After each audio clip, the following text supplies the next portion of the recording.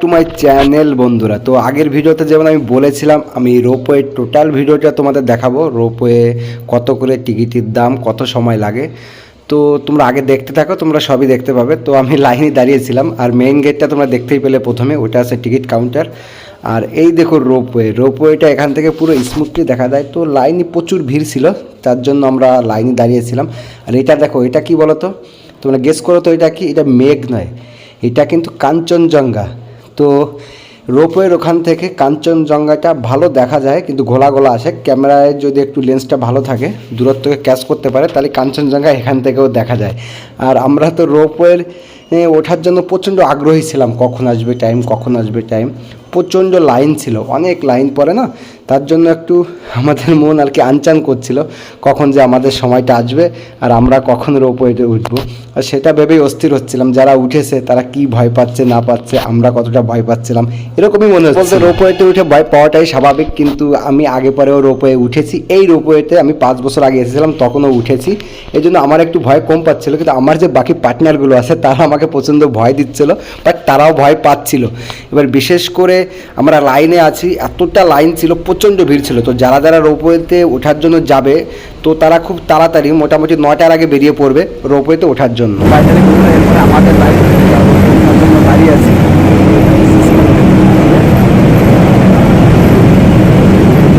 যাবে আর এইটা যাওয়ার পরেই আমাদের তো আমরা লাইনে চলে এসেছি। ভয় লাগবে, মোবাইল বের করবো। তো মোটামুটি টাইম অনুসারে আমাদের লাইন চলে এসেছে, আমাদের যে রোপওয়ের বাস্ক সেটা চলে এসেছে। তো আমরা এক এক করে উঠে পড়লাম। তো আমি সবার লাস্টেই উঠলাম, কারণ আমি তো ভিডিও করব, তার জন্য একটু লাস্টের দিকে উঠলাম।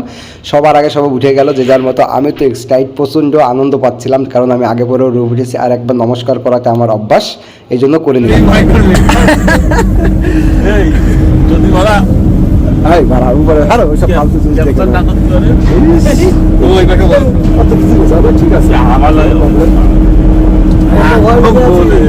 ভয় লাগছে কি?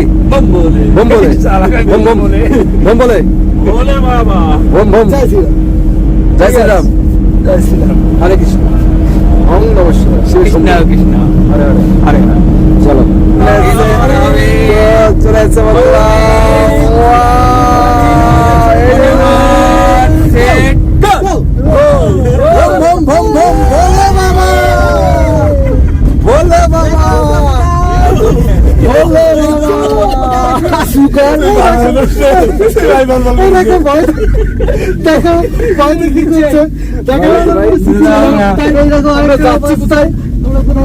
দেখো অবস্থা, থালা বাসন দেখা যাচ্ছে। মানে আমরা যতটা ভয় পাচ্ছিলাম ততটা ভয় কেউ পাচ্ছিল না। বিজু হালকা একটু ভয় পাচ্ছিল, আর বাকি সব খুব আনন্দেই ছিল। কারণ তোমরা একটা জিনিস তো অবশ্যই জানো যে ফার্স্ট টাইম কোথাও গেলে, কোনো জিনিস গেলে, আর যদি এরকম একটা জিনিস হয় যে পাহাড়ের এতটা উঁচু, তো ওখানে রোপওয়ের এপার থেকে ওপারে যেতে ম্যাক্সিমাম 30 থেকে 35 মিনিট সময় লাগে। আর রোপওয়ের টিকিট হচ্ছে বড় মানুষ যারা বড় তাদের হচ্ছে 260 টাকা, আর যারা বাচ্চা তাদের হচ্ছে 130 টাকা।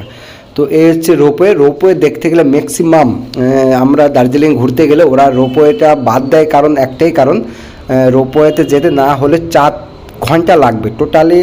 টিকিট কাউন্টার থেকে শুরু করে ওপারে এপারে রোপওয়ে ঘুরে লাইন দিয়ে 4 ঘন্টার ব্যাপার আছে রোপওয়ে। কারণ রোপওয়ে দেখতে গেলে বাকি স্পটগুলো ঠিকঠাক করে দেখা যায় না, এই জন্য রোপওয়েটা ওরা করে না। তো আমাদের প্যাকেজের যেহেতু আমরা গিয়েছিলাম, আমাদের প্যাকেজের মধ্যে রোপওয়ে ছিল না, বাট আমরা ড্রাইভারকে এক্সট্রা পয়সা দিয়ে আমরা রোপওয়েটা বুক করে নিয়েছিলাম। রোপওয়ে দেখো, দার্জিলিংয়ের সাধারণত সব জায়গায় একই সৌন্দর্য, সব জায়গায় আলাদা আলাদা ভিউ ঠিকই, কিন্তু সৌন্দর্য একই লাগবে। কিন্তু রোপওয়ে না উঠলে এটা মানে দার্জিলিংয়ের মজাটাই পাওয়া যায় না। রোপওয়ে একটা আলাদা ভিউর মধ্যে পড়ে, কারণ পৃথিবীর মধ্যে শুনেছি সব থেকে বড় রোপওয়ে এটাই। আর এত বড় ভয়ঙ্কর জিনিস এটা, কারণ পাহাড়ের চূড়া থেকে এটা নিচে চলে আসে। আর নিচে যে চা বাগানের ভিউগুলো দেখলে, আমি তো মোবাইলে সাধারণ এরকম দেখা যাচ্ছে, তুমি যখন চোখ দিয়ে দেখবে তোমরা, তো তখন বুঝতে পারবে যে কতটা খতরনাক আর কতটা ভয়ঙ্করভাবে যায়। কিন্তু মজা লাগে খুব, ওর ভিতরে থাকলে কোনো রকম ভয় লাগে না, কিছুই লাগে না। তোমরা রোপওয়েতে আরামসে উঠতে পারো, তোমাদের কোনো অসুবিধে নেই। যারা ভয় পাও তাদের ভয় পাওয়ার কোনো ব্যাপার নেই, কারণ আর এত সুন্দর ভিউ, এত সুন্দর সিনারি তোমরা চোখ দিয়ে না দেখলে কোনোদিন মনের শান্তি পাবে না। কারণ রোপওয়েতে বসে যদি নিচের ভিউটা না দেখা যায় তো দার্জিলিংয়ের মজাটাই কোথায় ভাই। তো রোপওয়েতে তোমরা অবশ্যই উঠবে, দার্জিলিংয়ে গেলে অবশ্যই ঘুরবে। আর বিস্তারিত আমি বলেই দিলাম, যদি তোমাদের আরও কিছু জানা থাকে তো অবশ্যই তোমরা কমেন্টস করো, আমি রিপ্লাই দিয়ে দেবো। আর দার্জিলিং সম্বন্ধে টোটাল কিছু জানা থাকলে আমাকে কমেন্টস করো, আমি সেটাও রিপ্লাই দিয়ে দেবো। কারণ দার্জিলিং আমি বিগত 4-5 বার গিয়েছি, আমার খুব ভালোই লাগে, খুব মজাই লাগে বলতে গেলে দার্জিলিং। আর উপরের ভিউটা দেখো, এ হচ্ছে যে আমরা বাস্ক করে যাচ্ছিলাম, সেই বাস্ক মানে আমাদের গাড়ি। তো আমরা 4 জন আমরা গেছি, তো 6 জন খুব মজা করেছি, খুব আনন্দ করেছি, এর মধ্যে বসে নানান ধরনের কথা করেছি। আর এখানে গাছগুলো বহুত বড় বড় গাছ, পাহাড়ি যে গাছগুলো হয় না প্রচণ্ড বড় হয়। আর সত্যি কথা বলতে একটা শনিবারের যে ভিউ মানে উপরের থেকে নিচের দিক দেখার যে ভিউটা সেটা অসাধারণ। মানুষ সাধারণত হাওয়া পরিবর্তন করতে দেয় দার্জিলিংয়ে, তো তোমরা অবশ্যই দার্জিলিং যাবে। কিন্তু আমরা যে সময় গেছিলাম প্রচণ্ড শীত, কারণ আমরা তো জানুয়ারিতে গিয়েছি, প্রচণ্ড শীত। আর জানুয়ারিতে শীত তো পড়বেই, কারণ আমাদের এখানে আমরা ওয়েস্ট বেঙ্গলে থাকি নিচেতে, এখানেই এতটা শীত। নদিয়াতে 24 পরগনায় আমরা এক এক জায়গায় এক একজনের বাড়ি, এখানেই এতটা শীত, ওখানে তো প্রচণ্ড শীত হবেই। আর অন্য টাইমে গেলে হয়তো বা শীত একটু কম হয়, কিন্তু এই টাইমে খুব শীত পড়ে। কিন্তু দার্জিলিংয়ে আমি মনে করি শীতের জায়গায় কিংবা গরমের জায়গায় যার যে আবহাওয়া সেই আবহাওয়ায় যাওয়াটাই বেস্ট, এটা আমি মনে করি। এই জন্য আমি ট্যুর প্ল্যান করলাম যে আমরা যদি দার্জিলিংয়ে ঘুরতে যাই তো শীতের সময় যাব। দেখো তোমার ভিউটা একবার দেখো, আমি তো বলে যাচ্ছি আমার মতো করে, কিন্তু ভিউটা একবার দেখো, অসাধারণ ভিউ, অসাধারণ। মানে এটা চোখে না দেখলে বলা যায় না, এতটা সুন্দর ভিউ। মানে মনে হচ্ছে খুব কাছাকাছি চা বাগান, বাট না, এতটা কাছে না, আমরা অনেক উপরে আছি।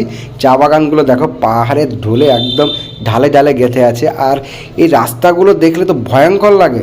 ওখানকার মানুষ এই রাস্তা দিয়ে মোটর সাইকেল নিয়ে উঠে যায়, কোনো ব্যাপার নেই, হেঁটে চলে আরামসে উঠে যায়, বড় বড় বেডিং নিয়েও চলে যায়, ওদের কোনো ভয় ভীতি লাগে না। কিন্তু আমাদের তো প্রচণ্ড ভয় লাগে, কারণ আমাদের এখানে তো সমতল, আমাদের মানে ওখানকার মতো পাহাড় তো আমাদের এখানে নেই।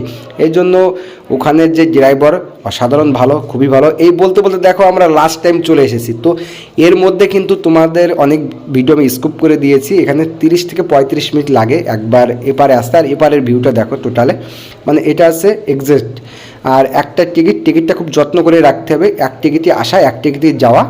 তো এই জন্য যারা দার্জিলিংয়ে আসবে, রোপওয়ে উঠবে, তারা অবশ্যই টিকিটটা সুন্দর করে যত্ন করে রাখবে, কারণ ওপারে না পৌঁছানো পর্যন্ত, নয়তো বা তোমাদেরকে নেক্সট যেতে দেবে না ওপারে। ঠিক আছে বন্ধুরা, আমরা চলে যাচ্ছি, তাই তো নাম্বার বাকিটা পরে। তো আমরা চলে আসছি, আমাদের টাইম শেষ, রোপওয়ে টাইম শেষ।